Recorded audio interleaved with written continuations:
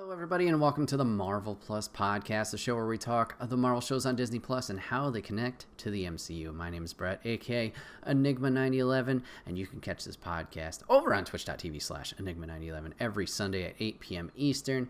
You can chat along with us and theorize what's going on with the show if you're a sub over there. If you can't catch it live or whatever, you want to catch it at a different time, it's posted over on YouTube and podcast services the very next day at 12 noon Eastern, so you can check that out over there and let us know in the comments what you think of the show, what you think of the podcast, and we'll just have some fun talking some good old Marvel programming. So yes, episode 3 of the Falcon and the Winter Soldier. We got Power Broker is this week's episode.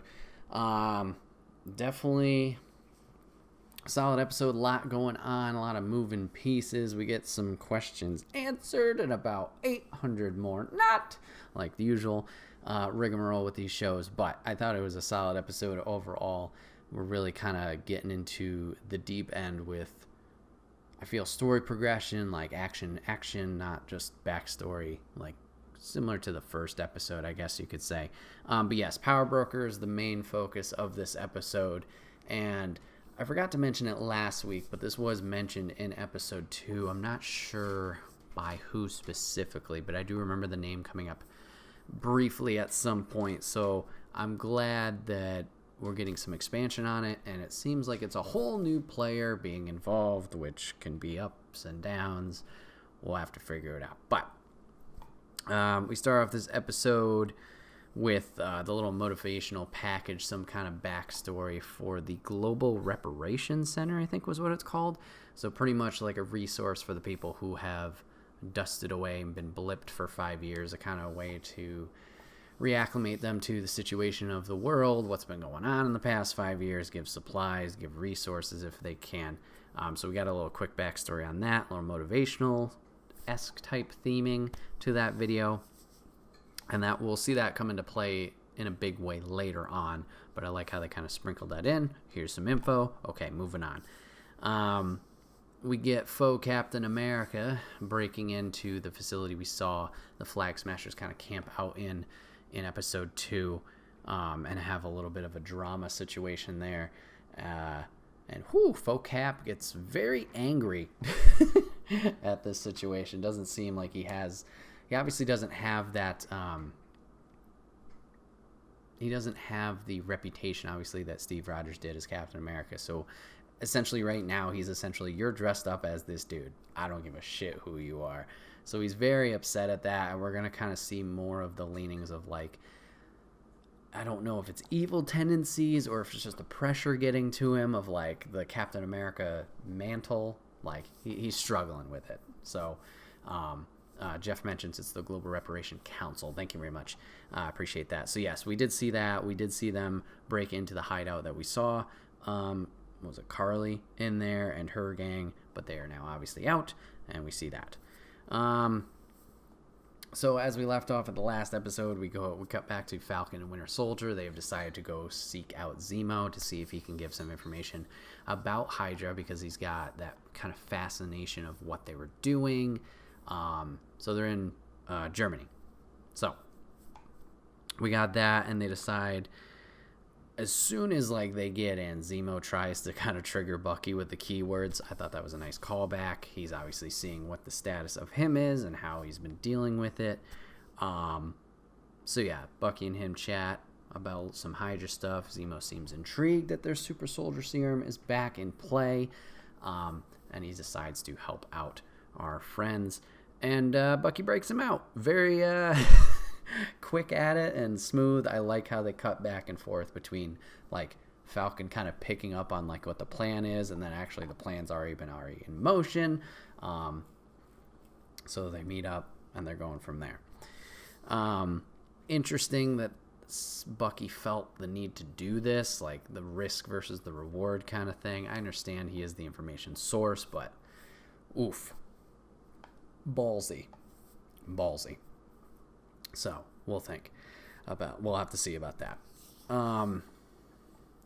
So we got that. We got the break out of the prison. We're going to go from there. We learn a lot more about Zemo here. Civil War, he was just kind of like not thrown in. That sounds like there's not a lot of care, but we didn't understand or know a lot about him specifically, like his backstory. So we get a little bit more in this episode, like how he was actually a baron and has a lot of wealth, and his family was in power, and he has these resources available to him. So we see a little bit of stuff there, but then also we kind of get introduced to this idea that he is against the super soldier serum. I mentioned last episode, as we were kind of recapping like why he was coming into play or who his character was, we talked about Civil War and the ending in Siberia, how he goes to that facility where there's the super soldiers in the tubes. And I think I might have mentioned like he was going to reactivate them, or he was just going to the facility. I did remember, as they talked about his code here, that he had actually shot each of them in the head to eliminate that threat. So super soldiers against Zemo's code, he's not a big fan of them, so that's his motivation to kind of wipe out this source of power, I guess you could say, or this the serum being out and about. So yeah, we got that going on. Like I said, we see the resources that he has. Obviously, he's got the plane. He's got numerous cars. And we see him finally grab his mask. His mask is now in play just randomly in one of his cars. And the signature jacket. So we get more of his signature look from the comics. Which is kind of cool. So we're up in the plane. We're going to... I think we're going to... Yeah, Madripoor at this point. And Zemo has discovered the list of names from Bucky of like who he's trying to right wrongs with. Bucky gets very sensitive about this, and I think it might have been even Cap's journal. I think Falcon brought that up because they had the little back and forth about Marvin Gaye. So yeah, very sensitive about that. And Zemo brings up a point that sometimes when people lift people up so high, like Captain America, they forget the flaws of the icon. So I thought that was a good point to make. I mean, obviously he was kind of trying to poke a little bit at Falcon and Soldier, but I think it's a good point that can kind of wrap around into a faux captain and what's going on with him. Like, obviously we see it as the audience, like this man's got a lot going on, whether it's the pressure, whether it's going to be some swerve, he's evil kind of thing, whatever it is. But as of right now, the general public's like, yeah, Captain America, you know, he's a war vet, he's this, that, the other thing, like he's fantastic.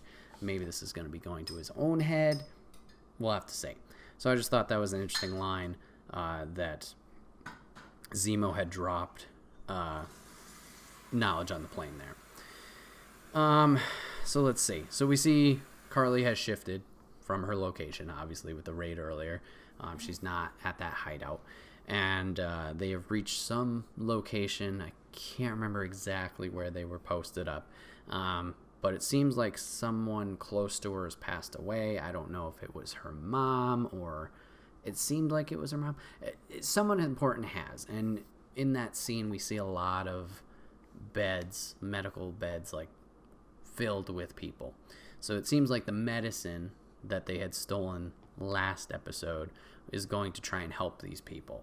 And we'll learn this a little bit later in the episode, but it seems like the Flag Smashers are actually trying to help people. It's just maybe they're not going about it the right way.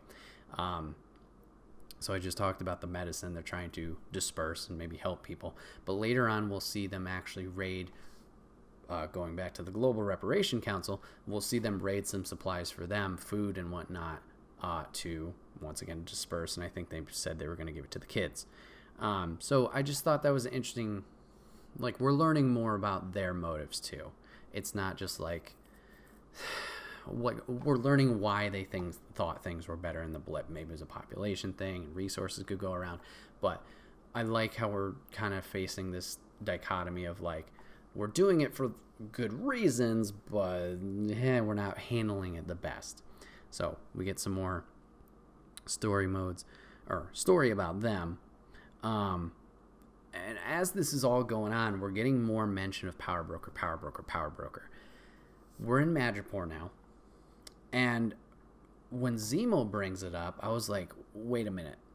Because last episode, like, you know, I know I didn't mention it podcast-wise, but I was thinking maybe the Power Broker is going to be Zemo, because we know there's this source that Carly and the Flag Smashers have stolen the serum from, that has messaged them saying that they're angry. I was thinking the connection was there, that he's Power Broker. Seems not to be the case. Seems that Zemo is also going after them, and then this Power Broker character is, I thought originally, in Madripoor. Cool. We get to the Sylvie person. Not her. Not her either. Great. Just some kind of kingpin in Madripoor. Whatever. As they're finding Sylvie, they're all undercover. Winter Soldier's kind of breaking his own rules from the therapist of not hurting anybody. Sketchy there, but makes sense of why we're calling back to him asking what Rule 2 was. A little shout out. We had the Winter Soldier theme back from the movie. 10 out of 10. Love that. They did name drop a certain person. I might have heard it wrong, so if I'm pronouncing it wrong or I have it way off, I apologize. Wilford Nagel, I think is what the name was. I'm not sure if this individual is the Power Broker or if it's just another person in charge of Madripoor or something like that. Excuse me, but they name dropped him. Somebody important. Could have been the scientist we're about to talk about too. I could be wrong there. I'm sure you guys will correct me in chat about that. So there's that. And we get Sharon. We get the return of Sharon Carter, who apparently is posting up snipers everywhere and just cleaning house. I thought this was interesting for Sharon. Like, I'm glad she showed up. I'm glad she has a prominent role to help out. Very odd. Like, she gets like a big personality change or boost in general, it seems, from Civil War and even from Winter Soldier. Like, she's not she's a little bit of a dick, it seems. Like, I know she's been exiled, I know she's been going through a lot, but like, whew, she was just like, seemed like she was anti-hero. She was part of SHIELD, but now she's like, nah, fuck it. She didn't say that specifically, but it seems like she doesn't share that mindset anymore. So I just thought that was odd. And there's going to be some questions about her later. But yeah, she's, as Mrs. G said, she's definitely a badass. She's taking people out left and right. A lot of combat we saw with her. So, I mean, good for her. Just very confusing and like the hard change with her character. As we meet Sharon showing up, they did mention earlier they didn't have any friends in Hightown. Guess where she's from? Has a station in fucking Hightown. So that was a little foreshadow there. I just kind of caught, obviously, in hindsight. So we got that. So we got to go to another super secret facility to find this doctor who has made the super soldier serum. We kind of narrowed that down through information contacts. Turns out he's in a big bunker, not bunker. Well, it's a bunker in like a shipping container. And he's down there. We learn a lot of information from him. Worked with Hydra. After Hydra disbanded, he was picked up by the CIA. He did blood tests on an American that had traces of the super soldier serum, Isaiah, so we know why he is important. And he was able to recreate it without amplifying people's like body structure, like everybody's getting jacked, like Cap is. And it's subtle changes. What did I write down? Subtle optimized serum. So he's been able to make that. The reason he's been out of the picture, and this hasn't been a bigger idea or thing, is he was blipped out as well just before finishing his research, and he is now back and he's finally finished. We learned that there are 20 samples of the super soldier serum out there, and it is stolen by our friend Carly. So the Flag Smashers have the 20 samples. Bucky asks if there's any more. No, there's not. Baron shoots them. They blow up the whole facility. So to kind of guarantee no more, hopefully, we'll see. If, and at some point they're like, here it is again. But right now, we only know of the 20 serums that are out there, which we can assume is the Flag Smashers gang. They have all of them. It's not the medicine theory I was thinking that they were stealing serum from last episode. So we got that. we had potential of Zemo escaping with this little blow up of the thing. Turns out no, he's just kind of getting space, and then Mask engaged, does his thing. Looks a little badass. So now we've taken care of the scientists. We know more information about the serums. It's time to move on to our next thing. We need to go, we need to go find the Flag Smashers. I think that was the next thing that they were working on. Zemo's got a car. Let's get in the car. We got a little callback from Civil War about moving the seat. That was nice. Sharon says, no go. You guys go ahead. I'm here. This is another point of Sharon's character where there's a big question mark. We just have this big fight. A lot of explosions, all that stuff. She leaves them and has a car waiting for her with, I assume, guards. And she says that they have a bigger problem. Who are these people? And who's she reporting to? Is she reporting to Power Broker, or is this a whole nother person that we're adding into this thing? Very big question mark with her. So we're going to have to see how that plays out. Don't like it, but we got that. As I mentioned, GRC supplies get raided for the kids, and because the only language that people understand is violence and killing, they decide to blow up the facility with the workers inside after getting all the supplies. Another Flag Smasher does not seem very happy with this and is kind of scared. Carly says, once again, it's the only language people understand, and we go from there. So they now have those supplies to give to the kids. So we go back to FOCAP and Battlestar. That's the name. They're finally at the Germany prison, thinking of Zemo as well. Turns out FOCAP believes that Falcon and Bucky have broken out Zemo, which as the audience obviously we know to be true. But Battlestar seems very defensive. Like, no, they wouldn't do that. I can't believe that. FOCAP is just pushing the envelope without any evidence, like Battlestar suggests, and kind of showing like he'll do whatever the fuck it takes to be what he believes to be the good guy here. So we're seeing even more of this like aggression, just like forward motion of him trying to do what's right in his mind. Very, very interesting to see his character continue to grow. So we get to the new area. There's a slight mention on our trip to it in the plane of destroying the shield, which I thought was an interesting kind of throw in there. And there's a couple lines along the way, some we've already talked about before, they're kind of thrown in there quick.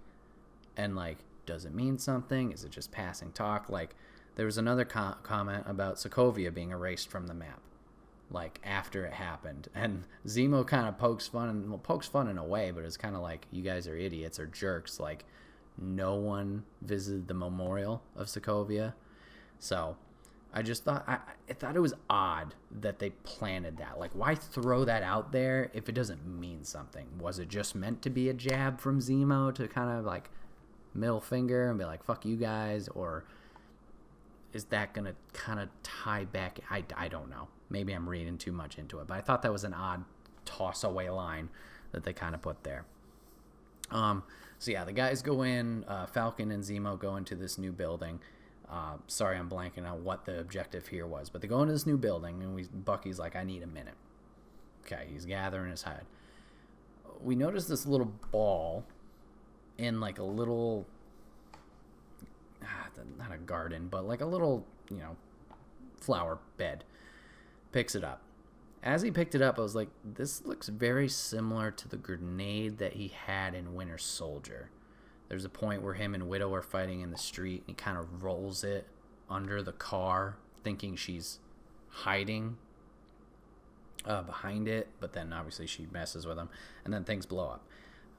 He picks that up, and he finds another one. He eventually stumbles around to a back alley and is kind of shouting like, you don't have to hide anymore. I know you're here. You forgot something. Okay. Turns out it's the I'm gonna butcher this. It's Black Panther's guards, the Dora Milaje. Hopefully I'm saying that right. Sorry if I'm not. One of them is there. Zemo's out. They know, they're pissed. They're here for Zemo, which makes sense. He killed King T'Chaka, so we're trying to loop everybody back in. More signs of pointing to the White Wolf, or at least that connection there of Bucky to Wakanda, and that's where we end. So, good episode overall. A lot happening, a lot more backstory, like I said, with Zemo, with the Flag Smashers, but more questions. Who the fuck is the power broker if it's not Zemo pulling the strings with the serum here? So we have that, and then obviously now we're adding the Wakanda into this issue with Zemo being in play. And we also have Sharon. What the fuck is Sharon doing? Who is Sharon working for? What is that? What is that? So we'll have to figure that out. Now, this is only 6 episodes. So this is technically a halfway point. Oh boy. It's good. I'm really enjoying this series. It feels, I mean, not that I expected it to feel any different, but it feels like a Marvel movie in itself. The action's good. The story's really good. I'm invested. I want more. So it's going to be interesting to see how the back half of this series is and how it continues from here. Will we find this power broker next episode, or is it going to be kind of like a last minute, here they are, and we have that big finale in episode 6? But yeah, good episode overall. A lot of things to think about.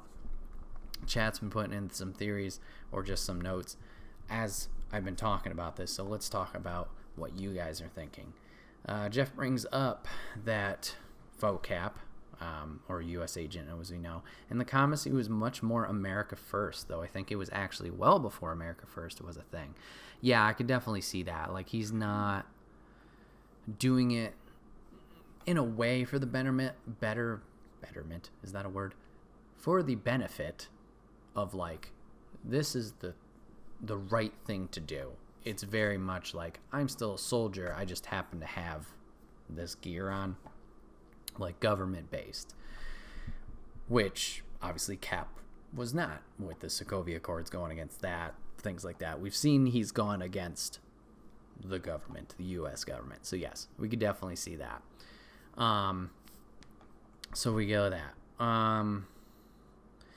Going back to the Sharon thing, Jeff also says, to be fair, she spent all the time between Civil War and Infinity War, plus 5 years since living on the run. Mr. G also brings us up on the run for 5 years. We don't know what she's gone through. For sure. I'm sure she's gotten through a lot, and the glimpse that we did see at Madripoor, knowing it's this pirate town area where a lot of shit seems to go just unchecked, that's got to be rough. I was just, when I mentioned the personality change, it's just like, it was 180. Like, I get the angst, I get the seriousness, I get the badassness of her, like, I need to fight for my life kind of thing. I'm just a little confused because, like, she had such faith in Steve, she had faith in Falcon and helping them out with Winter Soldier, obviously, originally going into Civil War. She helped get the shield back, I'm thinking post-Civil War, if I'm not bad. Maybe it's in between those two. She helped get the shield back at some point. So, like, she still had enough motivation or willingness to help out the heroes then, right? So was it just, like, this change of heart because, hey, I helped and put my neck out there for you to get the shield, put this work in, and then you just leave me hanging? Maybe I just answered my own question. Maybe that's why she has this animosity of, like, anti-hero, I don't give a shit about S.H.I.E.L.D., like, nobody stuck out her neck for her. Maybe that's how she's feeling, which is unfortunate. So, I don't know. We have the potential of getting her pardoned if this deal goes through, but was that just a ploy on her part for whoever she's reporting to? We saw with the car. It's going to be interesting to see that. So yeah. Mrs. G says, I don't know why she blew up the facility. She is escalating to be a bad person rather than someone who is helpful. Right. And that's what her fellow flag smasher is kind of like, well, what are you doing? I think the reason she blew up the facility, she even makes the comment of it, of like, what was the exact line? Hold on. The only language people understand, this is the only language people understand, it's that killing, it's that violence. She wants to get noticed as of right now. Yeah, I understand it's bad. Like, oh, this terrorist group just blew up this building. She mentions that they had 6 months of supplies just sitting there. Like, that could go out to people. So maybe that's her thinking. Like, why are you just sitting on it and stockpiling it? Why aren't you giving it this to people who need it? Whether it's food, whether it's beds, whether it's whatever it is. Like, I think what she's trying to do is let people know, like, it's still unjust and people are not getting helped. So by blowing up this facility, like, people are going to look at that and notice it definitely a lot more than just like Robin Hood, I went to go in there and steal type thing. That might be what it is. Jeff, circling back to the Sokovia comment, mentions heroes don't hang around for the cleanup after the fight. That was the quote from Zemo. Thank you for that. Jeff brings up an interesting theory here, or question. What are the odds it was supposed to be Chadwick Boseman at the end instead of one of his guards? I like the idea of that. However, I think it might have still just been the guard. The reason I think, obviously we know why Chadwick's not in it because unfortunately, passing away. I think it makes a little bit more sense that it's the guard to not break or make tension between Panther and him. It keeps the connectivity of him and Wakanda still together, but I don't feel it has as much, doesn't make as much of a divide if Bucky's still like helping Zemo. I don't know if that makes sense. That would have been a very like, oh shit, not that this wasn't an oh shit moment, but that might have been why that it's the guards compared to him himself originally, whatever it is. Let's see.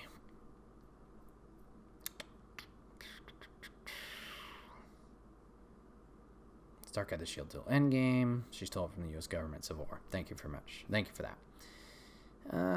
She was upset that no one came looking for her after they came back to life. Right. So there's that animosity there. And it's unfortunate that obviously she's had to go through there.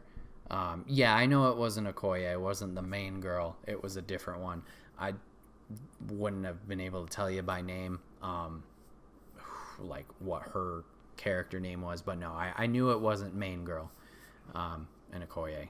I don't know if she has an official title, but it was one of the troop members.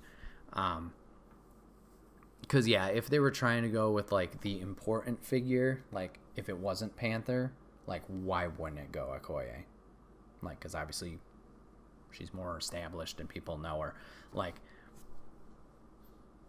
that might have been why they went with just another person. Oh, we recognize the look, so people can be like, oh, yeah, that's important. That ties into Black Panther. But it's not like, oh, fuck, the main one's here. I don't know. Maybe that's why. But yeah, it's been cool seeing Zemo be more established, like I mentioned. Cool seeing him in the outfit with the mask and the jacket. It's going to be interesting to see at what point he fully turns on the guys. Obviously, he does have some ulterior motives, which we saw in the science lab, finding the gun, taking it, shooting the scientist, blowing up the rest of the facility. So we know this is a ticking time bomb. At some point, he's going to have to cut loose and get away or do his own thing, whatever it is. Another interesting thing is, I know originally I said, oh, this confirms that Power Broker's not Zemo. Is this some kind of twisted thing where he's playing like both sides of the argument? if this makes sense. Like, what is it? Keep your enemies close. No, keep your friends close, enemies closer. Like, is he trying to just stick with them to do that? But then the question, like, if it is him, why would he endorse the making of the serum in the first place? Because the Flag Smasher stole the serum from the power broker. Maybe I'm just dumb, but like, it's been interesting to see Zemo's character more established. I'm excited to see more of him. Yeah, I don't know, guys. It's going to be interesting to see where they go from here, where all these alliances go. We have so many teams involved: Falcon, Winter Soldier, FoCap, Battlestar, Sharon, and whoever the fuck she's working for, Flag Smashers, Zemo, Power Broker. I'm sure there's another one. There's a lot of teams, a lot of people in play here. So it's going to be interesting to see where it goes from here. But yeah, I hope you guys are still enjoying this series. Sharon could be working for Fury still. That would be interesting. I'd be down with that. The big thing there is like the look of the Guard, and maybe they're doing that so like they blend in, or like as the audience we're not like, oh, it's just that simple. Maybe she is, and I'd be fine with that. The question is, like, when she says we have a bigger problem here, is it because Falcon and Soldier are going so like against the grain kind of thing, like doing something wrong to doing something right? Like, is that the problem? Because Nick was kind of still very by the books in a way, or maybe at least he was earlier on in the MCU movies. But maybe I'd be fine with that. My concern is just like, once again, either she's working for Power Broker or she's evil in some way. I don't know. Jeff says, I still feel like the broker is connected to the GRC somehow. Okay, that'd be interesting. I could see that, because did they ever confirm where they stole the medicine from in episode 2, the Flags? Wait, 2? 1? 2. Episode 2 for the Flag Smashers. Did they ever confirm where they stole it from? Because if not, maybe they stole the medicine from GRC, and maybe they're obviously stealing the food and the resources now from GRC. Obviously, at the beginning of this episode, we got the actual introduction of them with the little video package, but maybe there was a seed planted, or maybe it was just marked on a box, or whatever it is. Well, maybe that's worth a look back or rewatch to kind of see if there's any markings or any references, maybe even in this episode where they bring up the medicine and who they took it from. But that's a good one. That was a political ad. Felt weird. Yeah, it was like one of those, it's motivational, but it's like, there's a, what's the one am I trying to think of? You said propaganda. I 100% agree with that. There's like a goal behind it. Ulterior motive from the peanut gallery. Thank you. Yeah, an ulterior motive for that ad. Like, we mean good, we're showing face, but like, you're like, this whole time watching it, you're like, something's off. Something's off. I don't know. Like, even if they mean 100% right, you're like, this is I don't know. It's gonna be interesting. But yeah, that might be worth a rewatch to kind of see if that does tie in. That is an interesting theory, Jeff. Yeah, good episode. Series is good. Hope you guys are enjoying it too. If you have any other theories or comments about the show, let me know down below. We'll try and talk about it next week. But I appreciate you guys hanging out this week for the Marvel Plus podcast, where we talk all things Disney Plus tying into the MCU, the shows, the theories, all that fun stuff. My name is Bret, aka Enigma9011, and I appreciate you guys hanging out with us today. If you guys want to chat more theories live with us, you can be a sub over on Twitch. Go to twitch.tv/Enigma9011 every Sunday at 8 p.m. Eastern. Join the chat live. Talk with us about those theories, and let's let's try and figure out this show. Let's see what we can do. If you can't catch it live, remember it's posted on YouTube and podcast services at 12 noon Eastern. You can check it out over there. Once again, put your comments down below. Let me know what you think there if you'd like. And that's it. All right. Thanks for hanging out, everybody. Thanks for chatting some episode 3 Power Broker with me. Looking forward to episode 4. Hopefully I'll see you guys next week. Thanks for watching. Thanks for listening. And take care. Bye-bye.